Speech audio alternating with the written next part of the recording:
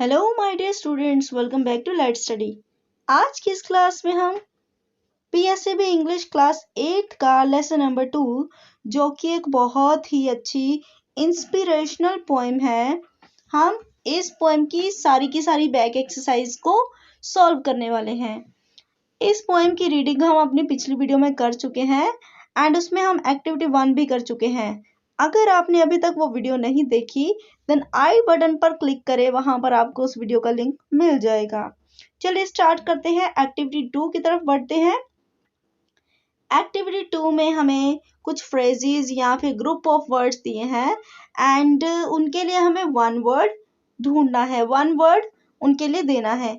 इनको हम हिंदी में अनेक शब्दों के एक शब्द भी बोलते हैं एंड इंग्लिश में ऐसा भी कह सकते हैं इनके लिए वन वर्ड फॉर मैनी। तो चलिए करते हैं शुरू इनको। A disease that affects a large number of people in an area at the same time। एक कोई ऐसी बीमारी जो बड़े पैमाने पर सभी लोगों को एक ही टाइम पर होने लगे, ऐसी बीमारी को हम एपिडेमिक बोलते हैं। फॉर एग्जाम्पल, आज के टाइम पे कोरोना महामारी इतनी फैल चुकी है कि ये सभी को एक टाइम पे यही डिसीज जो है वो होती जा रही है। सो इसकी गिनती बढ़ती जा रही है। So that is also an epidemic. हम इसे एपिडेमिक बोलेंगे, ऐसी बीमारी जो एक ही टाइम पे सभी लोगों को होने लगे। A body of person appointed to hear evidence और जज and give their verdict. Verdict का मतलब डिसीजन होता है, फैसला जिसे हम बोल सकते हैं। कुछ ऐसे लोगों का ग्रुप जो अपॉइंट किया गया है लोगों की प्रॉब्लम्स को सुनने के लिए, प्रूफ्स के आधार पर उनका फैसला करने के लिए। सो ऐसे ग्रुप ऑफ पर्संस को हम बोलते हैं ज्यूरी। फॉर एग्जाम्पल, हम जजेस की बात करें, 3 जजेस होते हैं, तीनों मिलजुल कर फैसला करते हैं एंड तीनों को इकट्ठे हम ज्यूरी बोलेंगे। इसी तरह से हम पंचायत की बात कर ले, पंचायत में 5 लोग होते हैं जो मिलके फैसला करते हैं। सो पांचों को हम हिंदी में पंच बोलते हैं, हम ऐसे उनको ज्यूरी भी बोल सकते हैं। इसी तरह से आप कोई भी कॉन्टेस्ट में चले जाते हैं, डांस कॉन्टेस्ट है, सिंगिंग कॉन्टेस्ट है, उसमें भी जजेस जो है 3, 5 इतने होते हैं। सो वो जजेस के ग्रुप को हम ज्यूरी बोलते हैं। चलिए आगे बढ़ते हैं। A game in which no one wins. कोई ऐसी गेम जिसमें कोई भी जीतना नहीं है, यानी कि दोनों गेम्स बराबर स्कोर करती हैं। सो ऐसी गेम जो होती है वो ड्रॉ हो जाती है। सो इसे हम बोलेंगे ड्रॉ। क्या बोलेंगे? ड्रॉ। ये आपने वर्ड पहले बहुत बार सुना होगा क्रिकेट मैचेस वगैरह में। नेक्स्ट नंबर 4 पर है हमारे पास a list of books available in a library. So किताबों की एक लिस्ट जो कि लाइब्रेरी में अवेलेबल होती है, उसमें पूरा एजेंडा होता है कि कौन सी बुक जो है, सारी लिस्ट होती है उसमें। सो उस लिस्ट को हम बोलते हैं catalogue. A man who does not know how to read और राइट। कोई ऐसा पर्सन जिसे ना ही पढ़ना आता हो ना ही लिखना आता हो, जिसे हम हिंदी में अनपढ़ बोलते हैं। अंग्रेजी में उसके लिए वर्ड है इलिटरेट। सो क्या बोलेंगे हम इसे? Illiterate. An author's handwritten or typed text that has not yet been published। किसी भी लेखक के द्वारा खुद से हाथ से लिखी गई या फिर टाइप की गई रचना, हम उस जो कि अभी तक पब्लिश ना हुई हो, उसे हम बोलते हैं मैन्यूस्क्रिप्ट। उसे हम बोलेंगे मैन्यूस्क्रिप्ट। नेक्स्ट है हमारा number 7, something written by an unknown person.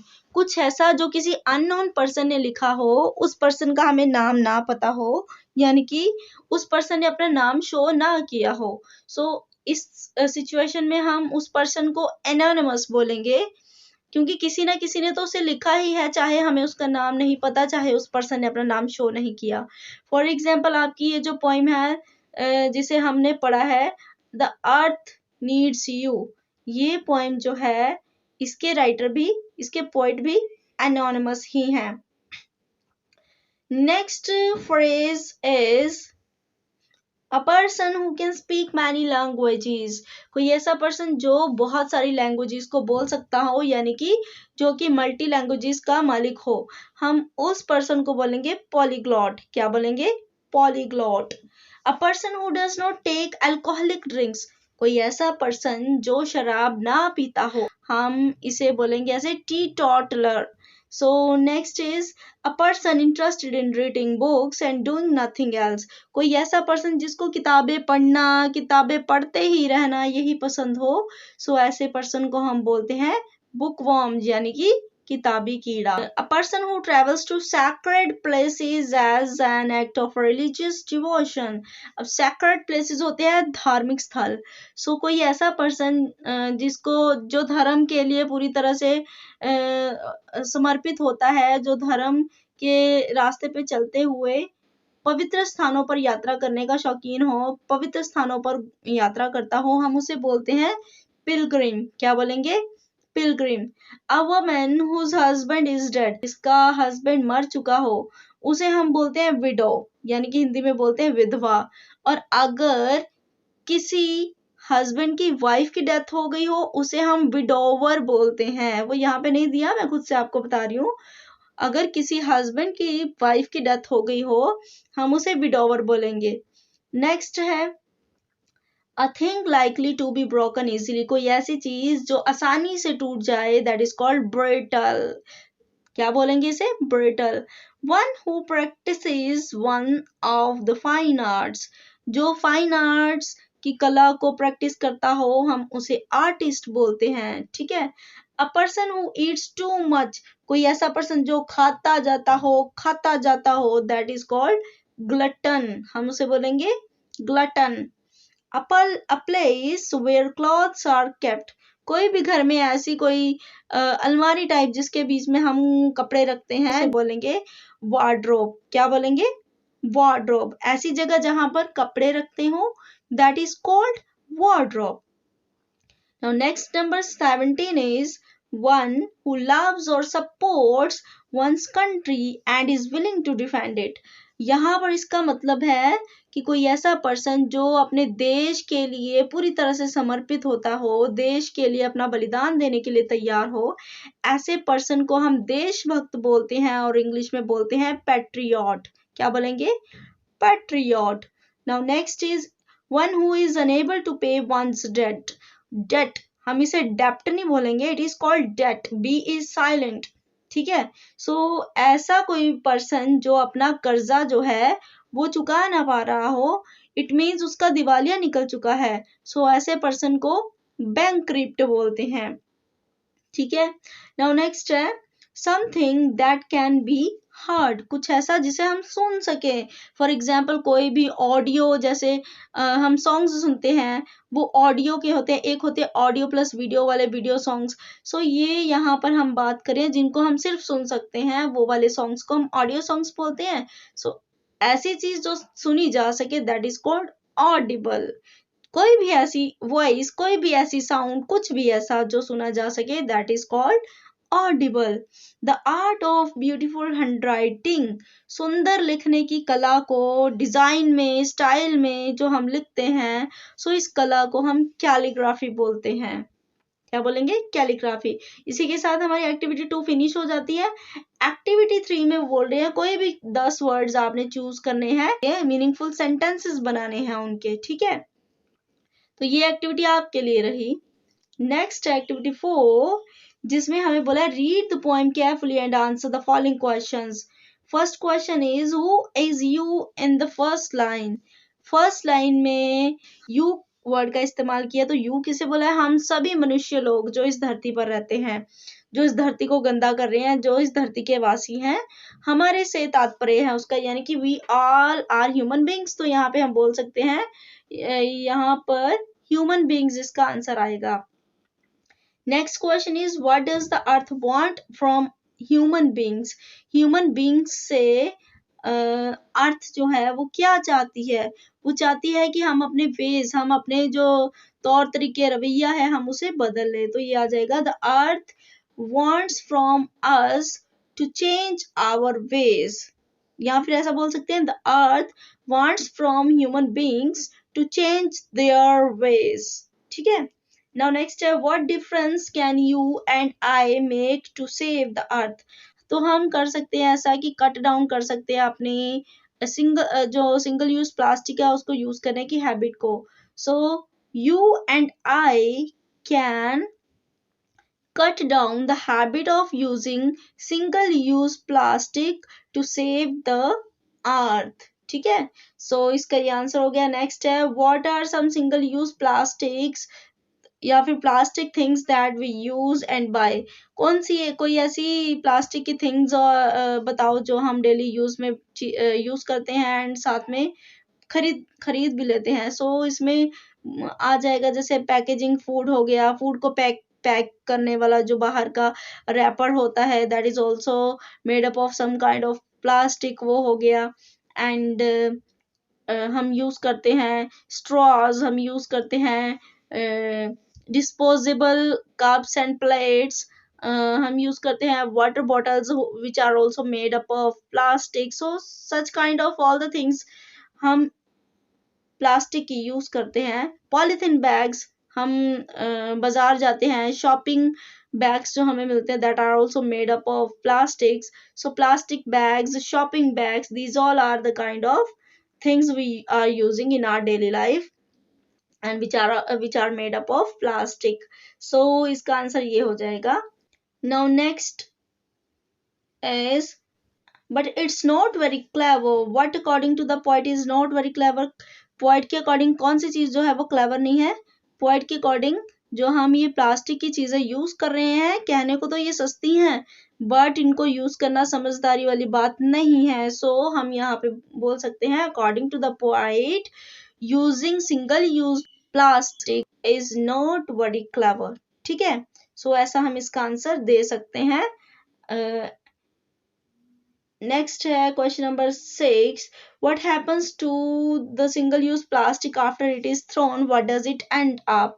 सो क्या होता है सिंगल यूज प्लास्टिक का जब इसको फेंक दिया जाता है उसके बाद, तो इसके बाद क्या होता है, ये वहीं पे नहीं रहती है जहां पे हम इसको फेंक देते हैं. ये क्या हो जाती हैं, ये एक जगह से दूसरी जगह ट्रेवल कर जाती है by the medium of wind. So इसका आंसर ऐसे हो सकता है, when we throw the single use plastic, it does not stays at one place, it travels all around and ends up in the oceans, rivers and tangles on the trees. So इस तरह से हम इसका answer दे सकते हैं. आगे है, what harm does it do to the oceans, rivers and trees. तो ये क्या नुकसान पहुंचाती हैं इन oceans को, rivers को and trees को. सागरों, नदियों और पेड़ों को क्या नुकसान पहुंचाती है, ये उनको pollute करते हैं. सो ऐसा बोल सकते हैं it pollutes the oceans, rivers and trees, ऐसा बोल सकते हैं. ठीक है, now does it stay where you throw it, why. क्या ये वहीं पर रहते हैं जहां पर हम इनको फेंकते हैं? No, it does not stage where we throw it. क्यों नहीं? क्योंकि जो विंड है इसे कैरी करके ले जाती है, because the wind carries it. आगे नेक्स्ट है, what does the poet want you to cut down. Poet हमसे क्या कहते हैं कि हमें क्या कट डाउन करना चाहिए, कौन सी हैबिट को हमें रिमूव करना चाहिए. सो यहाँ पर ये बोला जा रहा है, the poet wants us to cut down the habit of using single use plastics. ठीक है, या फिर to reduce the use of single use plastics. So this was the answer of question number 9. Now let's go for activity 5. Think together and make a list of things that you and I can do to make a difference to save the earth in the space given below. You must write complete sentences. यहाँ पर आपको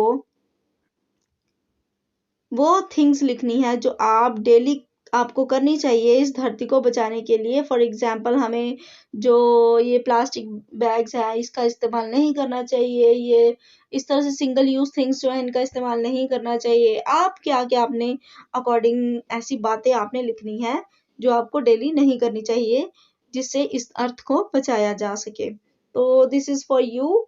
ये बहुत interesting activity है, आपके लिए है. चलिए आगे बढ़ते हैं. Revision of parts of speech, जैसे कि हम पिछली क्लास में भी पार्ट्स ऑफ स्पीच को पढ़ चुके हैं अच्छे से, आज हम इसमें सिर्फ इसकी रिवीजन करेंगे।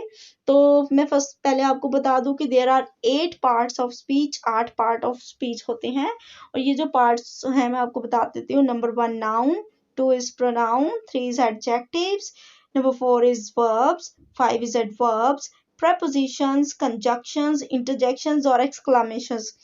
इंटरजेक्शंस को हम एक्सक्लामेशंस भी बोलते हैं। चलिए इन्हें फटाफट से रिवाइज कर लेते हैं। नाउन्स, ये इसका क्या फंक्शन है, ये नेम ऑफ पीपल होते हैं, प्लेस, थिंग्स और आइडियाज, कॉन्सेप्ट्स, इनके लिए यूज करते हैं। Noun is generally called naming word, किसी भी चीज का नाम दैट इज कॉल्ड नाउन्स। जैसे मीना लव्स फ्लावर, इसमें मीना और फ्लावर किसी चीज का नाम है। The girl dedicated to buy a car, I believe in democracy, ये जो ब्लैक में बोल्ड वर्ड्स हैं ये सारे नेम्स हैं किसी न किसी चीज के, सो इन्हें हम बोलेंगे नाउन। सेकंड बात करते हैं प्रोनाउन। प्रोनाउंस वो वर्ड्स होते हैं जो कि नाउन्स की जगह पर यूज किए जाते हैं, यानी कि रिप्लेस नाउन, यानी कि नाउन को रिप्लेस करके हम उनकी जगह यूज कर सकते हैं। For example you all are students, so मैं किसी का नाम बोलती हूँ जैसे Sheela is a good student, अब सेकेंड टाइम मैं उसके लिए शीला की जगह पर फिर से उसका नाम नहीं बोलूंगी, she is a nice girl, तो मैंने शी वर्ड उसके लिए इस्तेमाल कर लिया। इसी तरह से यहाँ पे देखिए वाई आर यू पनिशिंग मी, इसमें यू, आई, हर, मी ये सारे के सारे प्रोनाउंस हैं। एडजेक्टिव्स को हिंदी में विशेषण बोलते हैं जो कि किसी नाउन और प्रोनाउन की विशेषता को बताते हैं। जैसे देखिए एक्सीलेंट फिल्म, फिल्म कोई नाउन है उसकी विशेषता बता रहे हैं कि फिल्म बहुत ही एक्सीलेंट है। इसी तरह से red frock is happy, the girl in the red frock is happy, जो लड़की रेड फ्रॉक में है, फ्रॉक पहनी है उसने कौन से कलर की, रेड, एंड इज हैप्पी, वो लड़की हैप्पी है। So these are the adjectives. Happy girl के लिए यूज हो रहा है और रेड जो है वो फ्रॉक के लिए यूज हो रहा है, सो इनकी विशेषता बताई जा रही है। I plan to go on a long holiday, holiday छुट्टियों का नाम है, छुट्टी के लिए एक वर्ड है हॉलीडे, एंड यहाँ पे उसके आगे लॉन्ग लगा दिया है जिसका मतलब लंबी छुट्टी। सो जो लंबी है word long, that is an adjective. Next बात करते हैं वर्ब्स। वर्ब्स को सीधी तरह से हम ऐसा याद रख सकते हैं, an action word is called a verb, इनकी कोई भी ऐसा वर्ड जिससे किसी क्रिया यानी कि काम के करने या होने का पता चले। तो जैसे आई प्ले बास्केटबॉल, यहाँ पे प्ले, एम, टू ये सारी की सारी वर्ब्स हैं। इसमें हेल्पिंग वर्ब्स एंड वर्ब्स दोनों आ जाती हैं। Next adverbs. एडवर्ब्स जो होती है मॉडिफाई वर्ब्स या फिर adjectives and adverbs. For example देखिए ये एडवर्ब्स वर्ब के साथ एड एड अटैच कर दिया है, उसके आगे कुछ ऐड कर दिया, यानी कि ऐसे वर्ड्स जो किसी क्रिया काम की विशेषता बताए, काम किस तरह से हो रहा है, कहाँ हो रहा है, कैसे हो रहा है, किस सिचुएशन में हो रहा है, तो इस बात का जो आंसर दे वो वर्ड्स हमारे होते हैं एडवर्ब्स। जैसे शी वॉक्ड स्लोली, वो धीरे धीरे चली, स्लोली चली कैसे, धीरे धीरे। दे आर एक्सट्रीमली रिच, वो रिच है, कैसे रिच है, एक्सट्रीमली बहुत ज्यादा। आई रैन फास्ट, मैं भागी पर कैसे, बहुत तेज। सो ऐसे वर्ड्स जो किसी काम के बारे में बताए कि वो काम कैसे हो रहा है, किस तरह हो रहा है, वो वर्ड्स हमारे एडवर्ब्स होते हैं। प्रेपोजिशंस जो होते हैं वो रिलेशनशिप्स बताते हैं, यानी कि वर्ड्स और फ्रेजेस के बीच में क्या रिलेशन है उसको बयान करते हैं। जैसे the book is on the table, book table के ऊपर पड़ी है, यानी पर पड़ी है उसके ऊपर।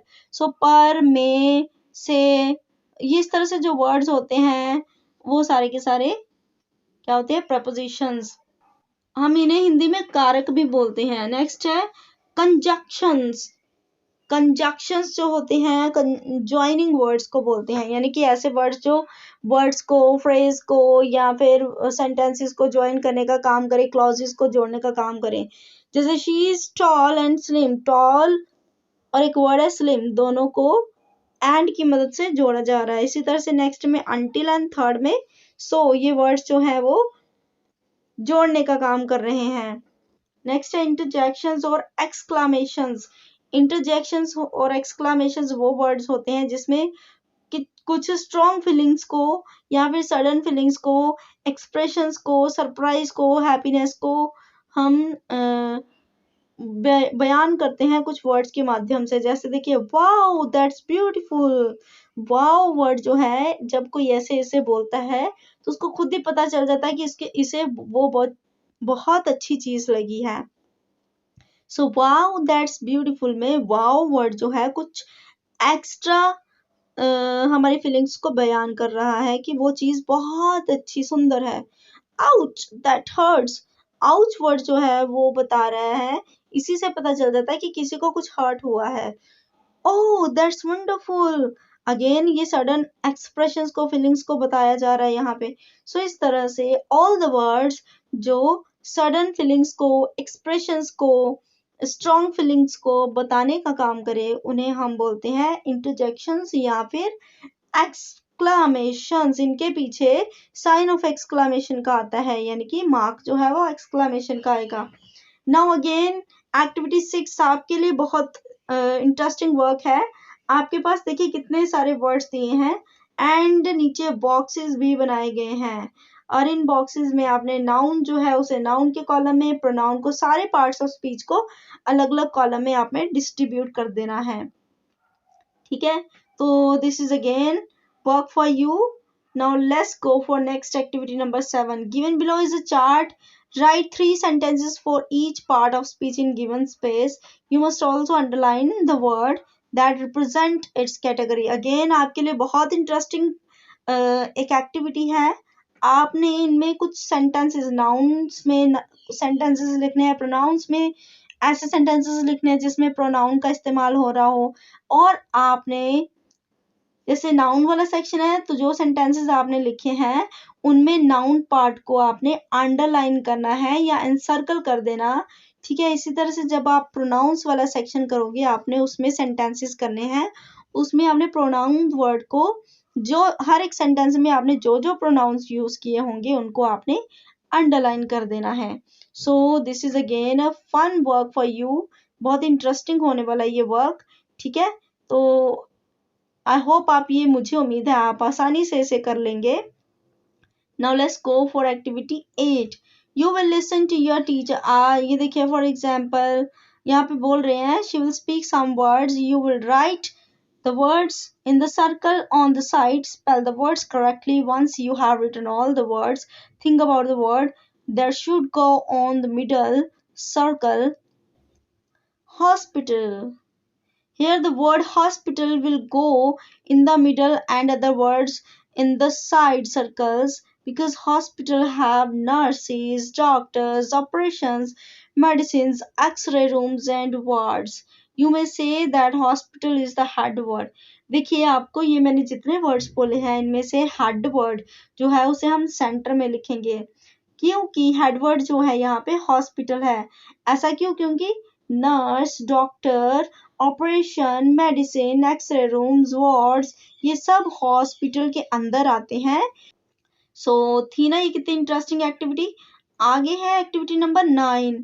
इसमें आपको कुछ दिया है, there is a picture showing something. इसमें कुछ ऐसा दिखाई दिया जा रहा है कि घर टूटे फूटे हैं, बेचारी औरतियां नीचे बैठी है, तो ऐसा नुकसान हुआ है काफी।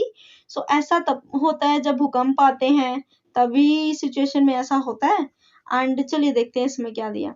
You are a group of news reporters and you have to speak about people who have lost their homes due to an earthquake in a village where government help has not yet reached.